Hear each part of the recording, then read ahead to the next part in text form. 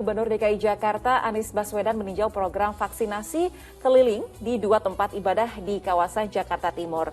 Anies memastikan percepatan vaksinasi dengan kolaborasi lintas sektor ini telah mencapai target 7,6 juta warga telah divaksin. Program vaksinasi keliling ada di 2 tempat ibadah dilakukan di wilayah Jakarta Timur Sabtu siang. Gubernur DKI Jakarta Anies Baswedan meninjau langsung ke kedua lokasi yang ada di Gereja Kristen Jawa Gandaria Pasar Rebo dan satu lokasi lainnya di Masjid Al-Fatah Jatinegara. Program vaksinasi keliling di tempat ibadah ini dilakukan sebagai bentuk percepatan vaksinasi untuk warga DKI Jakarta. Kuota yang disediakan untuk warga sebanyak 300 hingga 500 vaksin. Hari ini Jakarta sudah mencapai 7,6 juta orang yang divaksin. Bapak Presiden waktu itu mentargetkan 7,5 juta akhir Agustus dan alhamdulillah target itu tercapai 1 bulan lebih awal. Bukan kerja Pemprov sendirian, ini adalah kerja kolektif begitu banyak pihak. Anies Baswedan juga menyampaikan data penurunan kasus COVID-19 di Jakarta dalam beberapa waktu terakhir. Pada saat yang sama, ia juga meminta warga untuk tidak lengah dengan adanya penurunan kasus ini dan tetap patuh pada protokol kesehatan. Triwibowo melaporkan dari Jakarta. Ya, alhamdulillah, semoga ini dengan salah satu bentuk ikhtiar vaksinasi yang dilakukan dapat mengurangi risiko akibat terpapar COVID-19.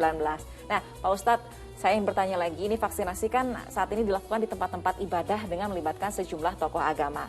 Nah, lalu bagaimana nih seharusnya peran serta tokoh agama dalam memerangi pandemi COVID-19? Ya, kita senang sekali ya melihat masyarakat kita ini berbondong-bondong antusias untuk melakukan vaksinasi ya. Karena dengan vaksinasi ini diharapkan segera tercipta apa yang disebut dengan herd immunity ya, kekebalan komunal, kekebalan kelompok atau kolektif ya.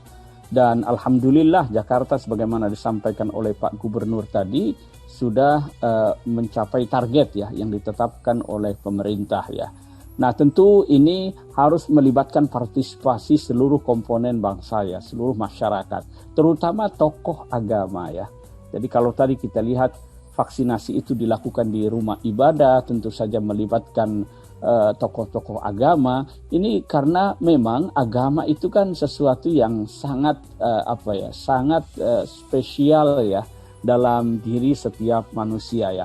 Oleh karena itu pendekatan agama itu sangat penting sekali.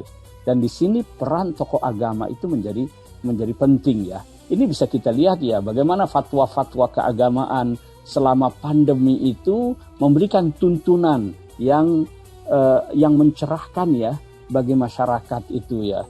Mulai dari tata cara pemulasaraan jenazah, lalu kemudian bagaimana rumah-rumah ibadah itu juga berpartisipasi dalam menegakkan protokol kesehatan ya. Kemudian sekarang kita lihat gerakan vaksinasi itu juga dilakukan di tempat-tempat ibadah ya. Ini menunjukkan bahwa masyarakat kita ini memang masyarakat yang religius, oleh karenanya keterlibatan tokoh-tokoh agama, tokoh-tokoh masyarakat, rumah-rumah ibadah itu sangat penting sekali. Ya, Pak Ustadz, ini kan pada kenyataannya masih saja ada orang yang tidak mau divaksin. Nah, sebenarnya dalam Islam itu adakah hukum yang bisa dikaitkan bagi orang-orang yang menolak untuk vaksin? Kita harus dudukkan dulu ya bahwa vaksinasi itu adalah ikhtiar kita ya untuk menghindari dari bahaya atau kemudaratan. Agama itu mengajarkan kepada kita untuk berobat ya. Itu dalam satu hadis misalnya Rasulullah Sallallahu Alaihi Wasallam mengatakan tadawau fa innallaha lam yadha' da'an illa wada'a lahu dawa. Jadi berobatlah kalian karena Allah Subhanahu wa taala ketika menurunkan penyakit itu pasti Allah menyediakan obatnya. Nah, sekarang ini masyarakat dunia itu bersepakat ya. Memang ini bukan obat, tapi salah satu cara untuk menghindarkan kita dari tertular virus COVID ini melalui vaksinasi ya. Jadi ini adalah ikhtiar kita untuk mencegah agar tidak tertular ya.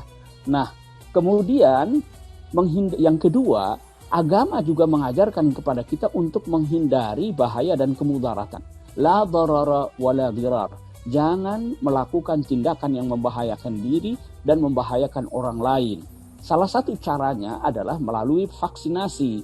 Kalau menghindari kemudaratan itu adalah satu kewajiban, maka vaksinasi itu juga merupakan satu keharusan ya. Ini dari pandangan agama begitu hukumnya. Ya betul, memang selain menerapkan protokol kesehatan, untuk vaksinasi adalah juga salah satu bentuk ikhtiar begitu ya. Baik, kita ke